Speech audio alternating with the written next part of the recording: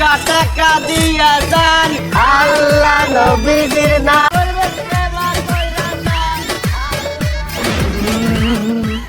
বেঁধেছে এমনই ঘর শূন্যের উপর পোস্তা করে এমনই ঘর ধন্য ধন্য বলি ধন্য ধন্য বলি তারে বেঁধেছে এমনই ঘর বেঁধেছে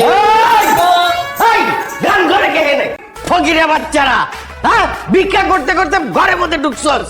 শান্তি শান্তি মুখ সামনে কথা বলবেন আঙ্কেল। আমরা ভিক্ষুক নই, আমরা এসেছি আমাদের নতুন আখড়াতে জলসা করতে। ফকিরের বাচ্চা তোদের নতুন আখড়া এটা তোদের কে বলছে? আমি বলেছি। আমাদের বাসায় তো 40 সাল লাগে নাই, তুই তো ফকির মিসকিন বাসায় রাখছিস কেন?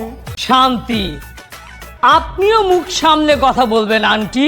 কোনো ফকির মিসকিন নই, আমরা সবাই লালন শাহর ভক্ত।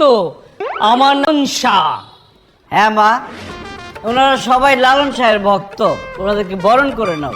আজকে থেকে ওনারা এই বাড়িতে থাকবে। কি বলতেছো? ওনারা এই বাসায় থাকবে কেন? কারণ এই বাসাকে আমি গানের আখড়া বানাবো। আমার ভাল লাগে না, আমার ভাল লাগে কবিতা, গান, ছড়া, সাহিত্য, উপন্যাস, এইসব আমাকে টানে। ভাইয়েরা আমাকে গান গেয়ে শোনাবে, আমি ওদের সাথে গান গাইবো, নৃত্য করব, কবিতা আবৃত্তি করব। চলো হারিয়ে যাই, আমার হারিয়ে যাওয়ার নেশা পেয়েছি। শাহ নেশা নেশা লাগিল রে, নেশা লাগিল রে, বাতা দুনয়নে নেশা লাগিল রে, নেশা লাগিল রে, আসনে রাজা প্রাণীর প্রেমে। এখন এই বাড়ির থেকে বাইরে হয়ে যাবি, যদি না বাইরাস আরো দিয়া বাইরে সব কটারে বাইরে করে দেবো। আব্বা, কেউ ঝাড়ুর বাড়ি ভয় পায় না। ঝাড়ুর বাড়ি খেয়ে তো ওরা এই লাইনে আসছে, ওরা এই বাসায় থাকবে। ওনারা এই বাসায় থাকলে আমরা কোথায় থাকবো?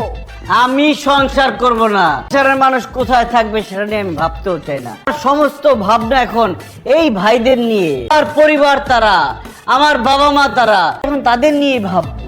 মিজান, এই ফকির মিসকিন তোর বাবা মা মানে? তুই পাগল হয়ে গেছিস নাকি? পাগল হয়ে গেছি।